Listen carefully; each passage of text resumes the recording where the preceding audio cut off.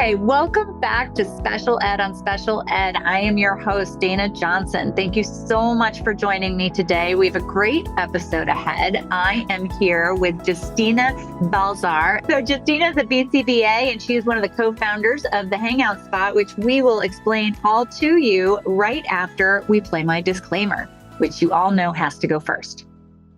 The information in this podcast is provided for general informational and entertainment purposes only and may not reflect the current law in your jurisdiction at the time you are listening. Nothing in this episode creates an attorney-client relationship, nor is it legal advice. Do not act or refrain from acting on the basis of any information included in or accessible through this episode without seeking appropriate legal or other professional advice on the particular facts and circumstances at issue from a lawyer or service provider licensed in your state, country, or other appropriate licensing jurisdiction.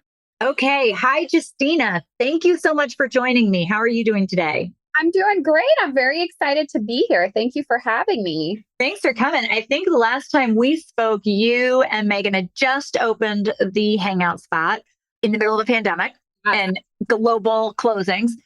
And I predicted that you guys would be really, really successful because we needed it. And it turns out you were, and you're opening another spot. So why I have you on today is I would love to talk about your approach to social skills as a BCBA, as a board certified behavior analyst. And I'll have you explain a little bit about what that is, but why you're doing social skills. And I should start by saying the Hangout Spot is a science-backed social skills center. So that's what you get, development center. It's a social skills development center. So you guys are working on social skills, and you've just opened a new practice called the Play Space for younger children, for ages birth to 4. So I want to talk about that.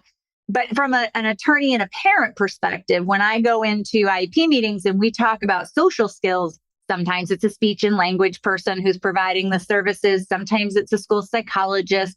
Sometimes it's a special ed teacher. And when I hear BCBA, sometimes my head goes straight to autism. And that's just my background in training. That's not accurate. So what I would love is for you to explain for everyone listening from a BCBA's perspective, what's the magic that you guys do? Because we are seeing that with the students who go in and out of your program. So let's talk about social skills development from a behavioral component and go.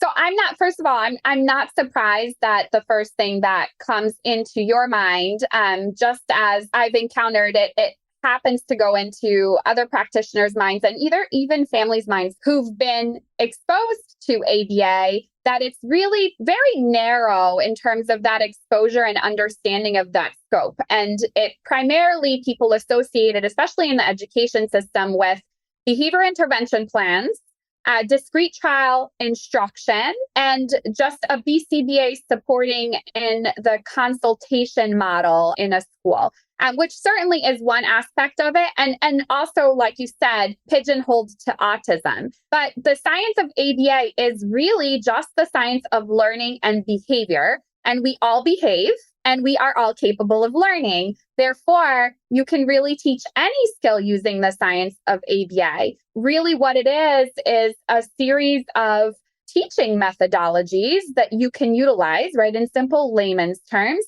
to meet someone where they're at and to assist them with the learning process of whatever it is they need to learn. Typically, in our world, in ABA, behavior analysts shy away from social skills. And actually, quite frankly, lots of people shy away from social skills because they're very nuanced and they're very hard to objectively define, narrow down, and really identify what's going to be the most meaningful thing that we could teach a learner, a child, a teenager, adult, what have you, that will really impact their world in a really positive way to help them develop those reciprocal relationships. And there's a lot of curriculum out there, right, on social skills. Yes. And a lot of it is very cookie cutter. So there's many, many amazing aspects to all the curriculum that's out there. However, if you're just using a standard curriculum, you're not really looking at what those individual social needs are for a particular learner. And that's the first area where we can really miss the mark, because if we're not teaching what is impacting a child's inability to make relationships in the day-to-day, and we're just pulling bits and pieces from the curriculum, it's not meaningful. It's not helping them change those behaviors to help them improve those relationships, right? So it's a bust. And then the other area where we find that we have a tendency to fall short is when people just teach kids the rules of what to do. Yes.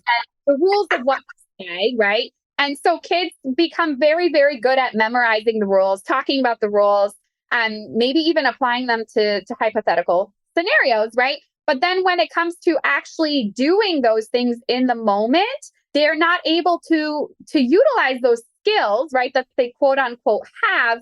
And the reasoning behind that is because knowing something and talking about it, and I'm using quotes, which no one will be able to see, and doing something, right, actually using a skill are actually two different skill sets. So I can speak a little bit of French, right? And but I have to think about it when I'm talking it. But if I were to talk with a fluent French speaker, I'd get really stuck. I can theoretically tell you how to ride a skateboard, but if I were to get us on a skateboard, I would probably fall and break a bone because I don't practice, right? So practice is key. And what we do at the Hangout Spot and what we do at the Play Space is we look to meet children where they are. So we identify in real life, what is that thing that's keeping them from developing those relationships?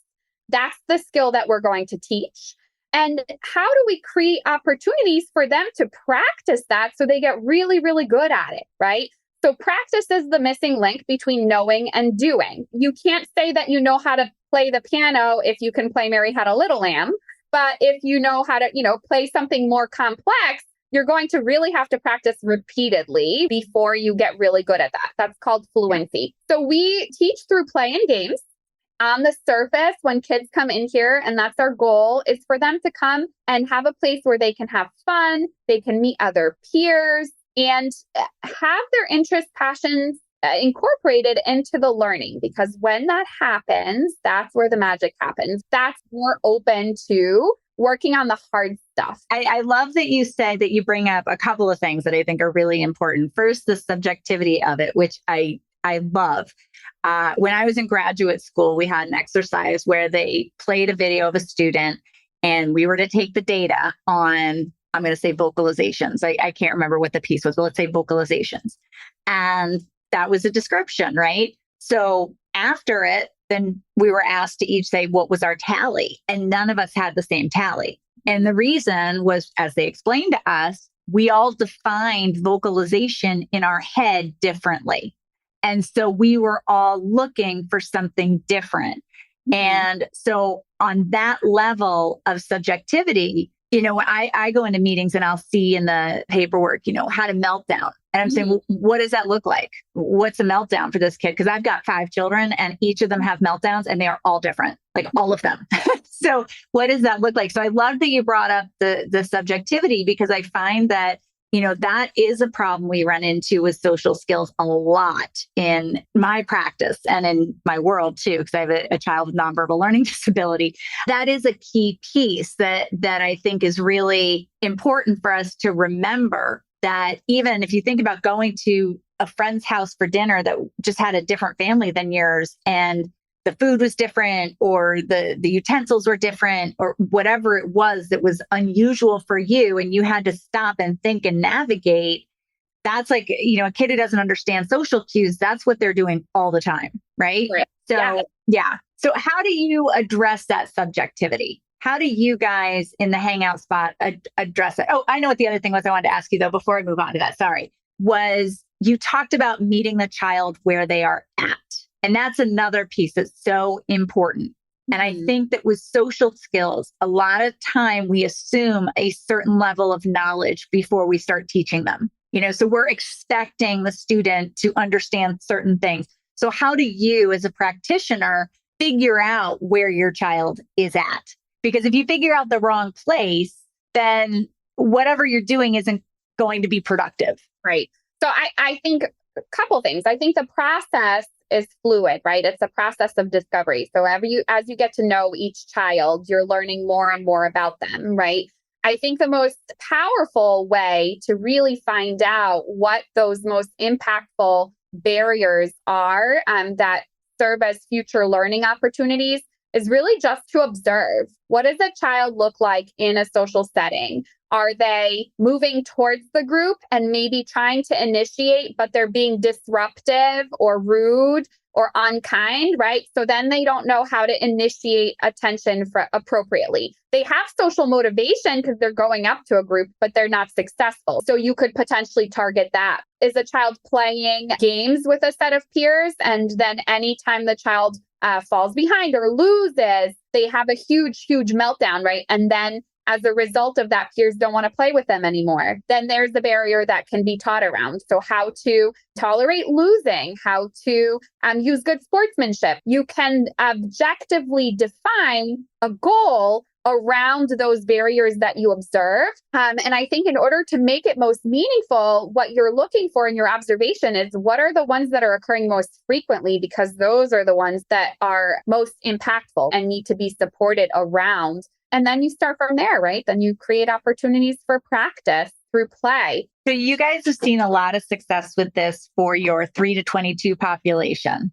Yeah. I think it's 3 to 22 because that's what the IDEA says provides special education for students between the ages of 3 and up to the age of 22. And that's under the IDEA. But I believe, and I just want to point out that even if a child has graduated from high school, if they require social skills, you guys still take them, right? You don't have to be in high school in order to get them. That is just a number sort of arbitrarily, but not arbitrarily, but chosen by the law. But you guys aren't a public school. So you're not saying, okay, no, you've graduated from high school, you can't come. It goes through 22.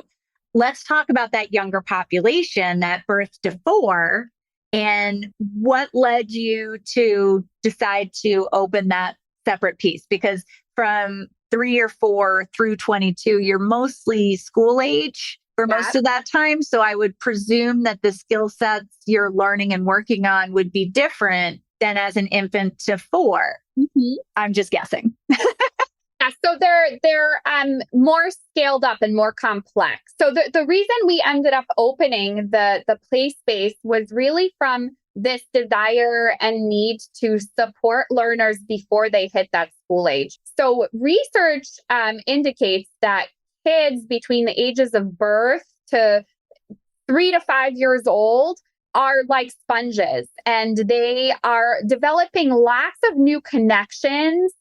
Their brain is just developing really quickly. Their bodies are developing really quickly as they're growing, and they're really able to pick up on a lot of skills, which serves as a great opportunity to lay that foundation early before kids hit school age. So they have some of those foundational skills going into kindergarten, and then have a greater chance of being more successful socially, but then also academically. When we think about the jump from preschool to kindergarten, the expectations of sitting at a table, waiting for longer periods of time, more structured academic-based demands, they increase significantly. And if a child doesn't have or hasn't met certain milestones and doesn't have certain foundational skills, what ends up happening is they enter kindergarten and they're not ready. Maybe they don't have emotional regulation skills. Maybe they don't know how to tolerate no or waiting or transitions, what have you. And that then presents itself as behavioral challenges. And when those skills go untaught for a long period of time, and that child develops that history of responding with behavior, with whatever problem behavior that they're trying to communicate their needs with, it takes longer to then undo and teach. Well, and that's an important piece of what you're saying, is because that behavior is them communicating to you. That's the important piece. Is I think a lot of times as adults, we get so irritated by the behavior or, frustrated with the behavior that we forget that's their form of communication. They are behaving that way because they don't have the language to express us, or maybe they have expressed it to us and we've ignored them because we don't think it's important for whatever reason. And I'm guilty of that too. When your child falls and you're like, it doesn't hurt. Well, maybe it does. Like I get that, coming from that as an adult. So yeah, that's got to be overwhelming. And also I think the anxiety around those social pieces would probably be even more so at a young age, because we're really, all the skills we're looking for from them at that age are social, aren't they? I mean, I'm just trying to think to everything I thought I needed to look for in my children. And I mean, at no point at 2 was I wonder if she has pre-reading skills. Like that was not what I was talking about. I was like, does she make eye contact? Does she talk to people? Does she wave? Does she so those are all social pieces. They are. They're social and they're communication pieces. Yeah. And they're foundational. So if you don't have those, going into school is going to be very, very difficult, right? You don't have the foundational groundwork. Right. And as sitting in your seat is a social skill, right? I mean, isn't that to a degree? If you're in a situation where sitting in your seat is appropriate, then that would be considered a social skill, right? So waiting would be a social skill. Waiting, right? That's a good way to put it. Okay. Waiting, tolerating no is a social skill, right? When you're interacting with peers, sometimes peers tell you no. Can you handle that? Peers are a lot more unpredictable than adults are. Adults are more understanding. They're more patient. They really try to figure out what your wants and needs are. Peers move very, very quickly, right? So kids who don't have those foundational skills get into an environment with peers who do, and those peers are moving very quickly, and they're not waiting for those kids to respond, right? They're not waiting for those kids to initiate. They're just moving on, right, to where they can be successful. And the reality is we're all social beings from the moment that we're born, right? I mean, a baby cries, and that cry is a form of communication, right?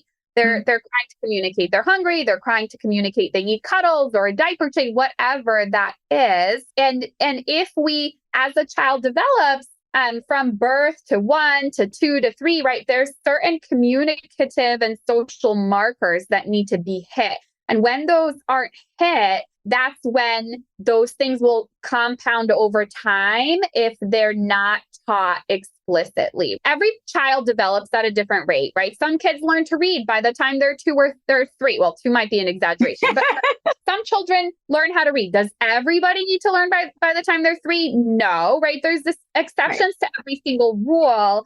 But there are basic foundational markers that are really important to hit. And if we're noticing that they're not being met, then it's really a critical time to be able to intervene and to support. And the way to do that and the way to teach that is through play, because that's how children learn, especially at those ages. Children are exploring their environment through play, and we can embed lots of opportunities for practice that way and support them and model the skills they need to be able to use to succeed. So it's really something we're very passionate about, because we've seen in working in public schools, we've often seen too many kids that come into kindergarten from preschool who don't have the skills, don't have things like tolerating no, accepting waiting, transitioning, how to get a peer's attention, to even recognize or show interest in peers.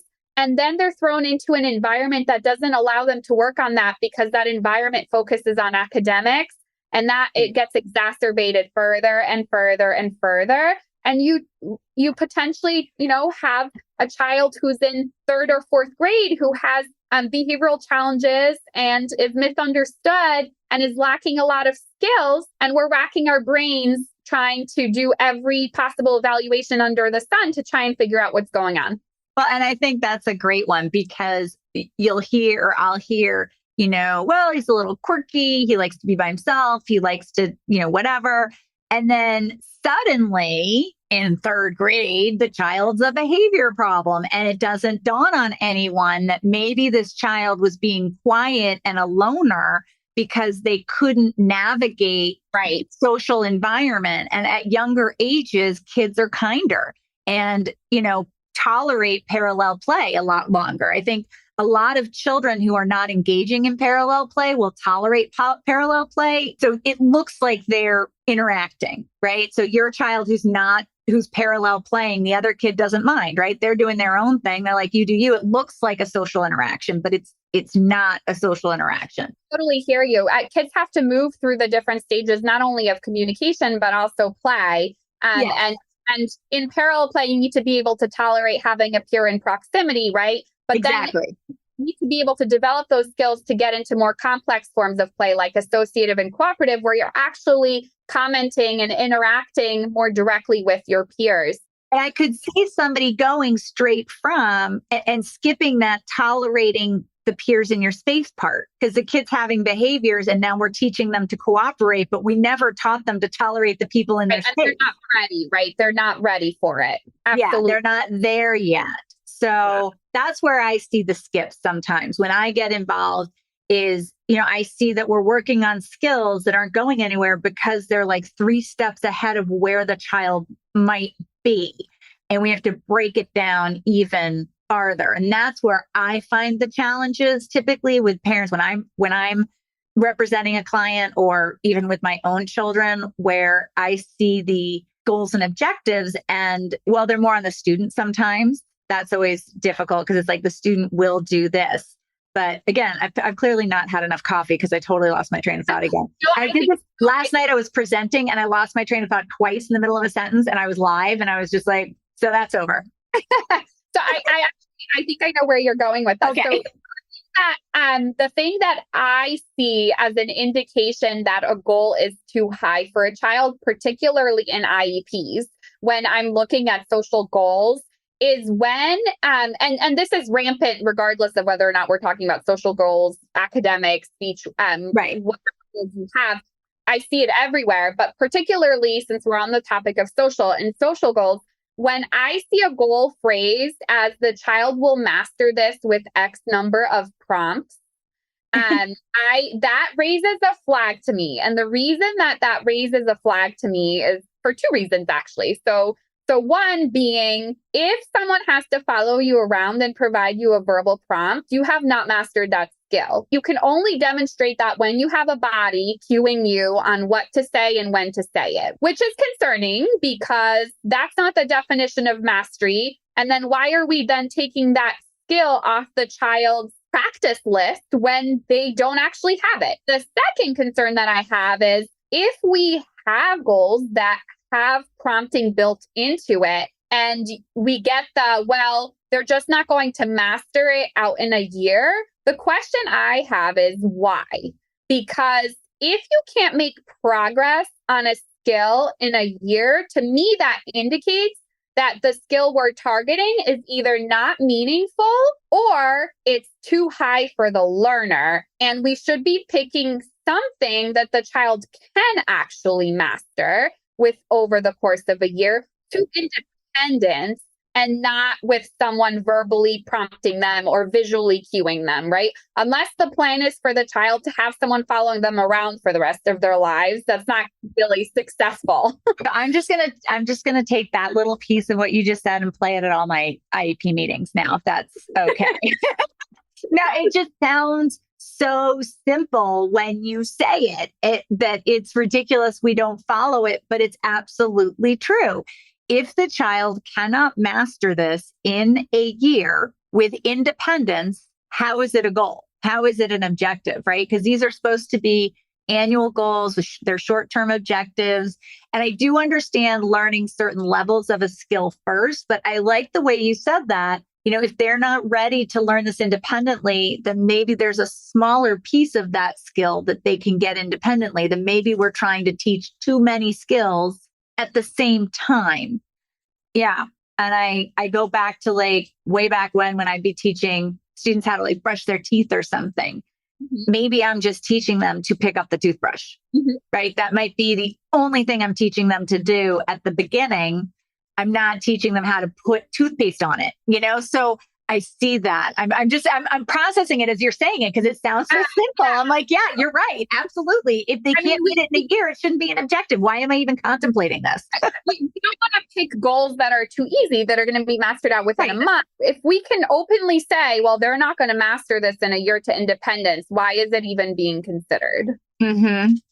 So let me ask you a question, because I have a question on this. So if you have a skill, let's say brushing teeth, okay? Yeah. So let's say we're brushing teeth and we're going to break it down to picking up the toothbrush, right? That's the first step. And then the second step is going to be picking up the toothbrush and putting it under the water, right? So the second step is to put it under the water. What's the objective? Do you have two separate objectives, both of which would be masters, but you're only working on the second one after you've mastered the first one? Or is there a different way to write that so that it's longer? Did that make sense? Yeah. So I think I understand what you're saying. I think that what you can do is have an overarching goal, and then that goal be separated out into objectives. And each objective is a step, and you have to master step one before you move on to teaching the second objective and the third objective. What I think is important is that we only put in the number of objectives under an overarching goal that we feel a child can master out in a year. And what that's going to look like for each child is very different, right? I can't imagine a child wouldn't be able to master out brushing their teeth in a year. If they can't, then the question is, are they practicing enough? Is someone showing them how to do it? A year is a really long time to master a skill of brushing teeth. Or is there something else happening, perhaps physiologically, where the child doesn't have like the ability to pinch and grasp, pinch and hold a toothbrush, right? Like that's a whole separate skill. If a child can pinch or do those like motor movements, then we shouldn't even be teaching skills that require that, because that's a prerequisite skill to be able to do any of that, right? So I think it really depends on the child, but I think the biggest point is to make sure we're picking a goal, writing it to independence, and breaking down only the steps that we are going to be working on that we feel are doable within a year, and then working on one, mastering it out, moving on to the next, and then the whole goal is mastered. Got it. Yeah. So because sometimes I do see that where I see goals that are maybe or objectives that are super short term. And so they master them really fast. They do see that sometimes where pieces are broken out, but they don't necessarily make sense because they're just random pieces of the skill as opposed to going in a specific order. What do you feel a BCBA has that, say, a school psychologist or a special ed teacher does not have, that makes them more equipped to design this kind of program for a child? It's a great question. So I think potentially, as long as there's a mechanism for collecting and monitoring data, other practitioners can be trained or can learn to support learners effectively. I think the piece that's missing often is we don't have a way of regularly collecting, measuring and analyzing data on progress. And that can really skew our ability to really understand whether a child is making progress, being able to effectively look at our teaching methodologies and whether or not those are helpful or not, and they need to change. And that's what data helps us do. From a BCBA perspective, as BCBAs, we have the unique ability and understanding of behavior and different teaching strategies to be able to enhance motivation and really break things down. And it's all scientifically backed, right? It's all scientifically backed, right? Yeah. But there's an immense amount of value from a multidisciplinary collaboration. There are so many things that as BCBAs, we can learn from speech pathologists and OTs and psychologists, right? I think the bottom line is all fields would benefit from adopting database tracking, right? On the things that they're teaching. Yeah. I mean, my first job teaching was at the New England Center for Children. It was all ABA and data driven and all of that. So it was a little baffling to me when I got out of there and went into a public school, and I was like, what, you guys don't all do this? Like, not everybody tracks data this way? Well, I don't understand. So I had that background, which has been very helpful for me. But that is what you're saying is what I see as well. And one of the challenges I have when we want to do any kind of behavior, social, whatever plan with someone who's not a BCBA is if you're a BCBA, I have confidence that you know exactly how to track this behavior and track the data. If you're not, I don't know that. That's just as a professional sitting across the table. I have confidence. I know that you as a principal might tell me that you have a great school psychologist, and they may be, but I don't know that. And there's nothing in their training that tells me that they would be good at this. Whereas with a BCBA, if you are a board certified behavior analyst, am I saying it right? I'm getting all my letters messed up today. It's awful. But if you are a BCBA, I know you've had that training. I know you've had that supervision, that practicum time that you have learned how to take this data, and more so than just like one class in graduate school. And so that to me is what the big difference is. And in Connecticut, anyway, I know that if we were doing a behavior plan for a child, a functional behavioral analysis beforehand, if you have autism, it has to be a BCBA. I think right there, we're talking about how important it is to have that skill set behind you. So it's not to say, as you said, like a multidisciplinary program could be great with the right training and supervision. And so I get that. So I guess, gosh, you've given me so much good information, and I'm so happy you guys have now opened another. Well, where are your locations? Let's go with that. Where are you now? We have one location. We're located in Norwalk, Connecticut, right off of exit 16 on 95. So we're very, very close to the highway, which is very convenient. And hopefully in the future, we'll have some more locations. I would really appreciate it if you could open a spot in Danbury. That would be very helpful.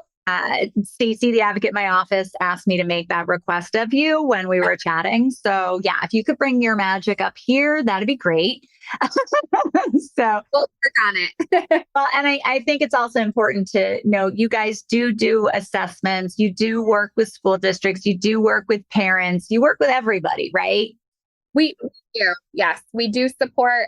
We do a lot of collaborations with schools on social. Our goal is really to help kids not only learn to use the skills that they're working on with us here, but more importantly than that, be able to take them and use them everywhere else. Because if they can't do that, then we haven't been successful. So, that our generalization is our ultimate mastery criteria. Generalization is good. That's important. I always say that. I'm like, well, I'm thrilled that they're doing this properly in the resource room, but they're not going to live there forever.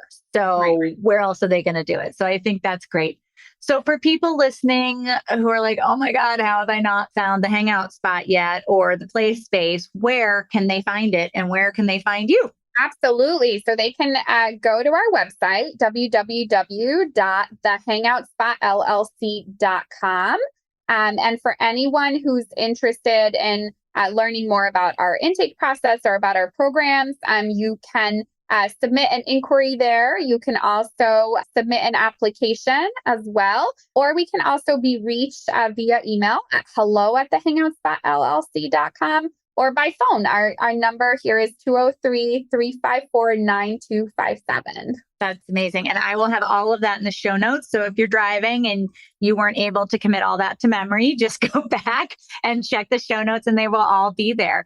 Thank you, Justina, so much for joining me today. I know that you will be back at another point, but thank you. And thank you for everything you're doing for our community, because we really had a hole in our need for this kind of social skills development programming. And so it's been really, really great in Connecticut. So thank you.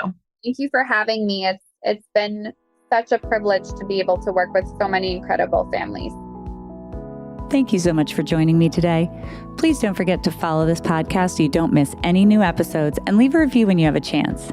If there's anything you want to hear about or comment on, please go to my Facebook page, Special Ed on Special Ed, and find me there. I'll see you next time here on Special Ed on Special Ed. Have a fabulous day. The views expressed in this episode are those of the speakers at the time of the recording and do not necessarily reflect the official policy or position of any other agency, organization, employer, or company, or even that individual today.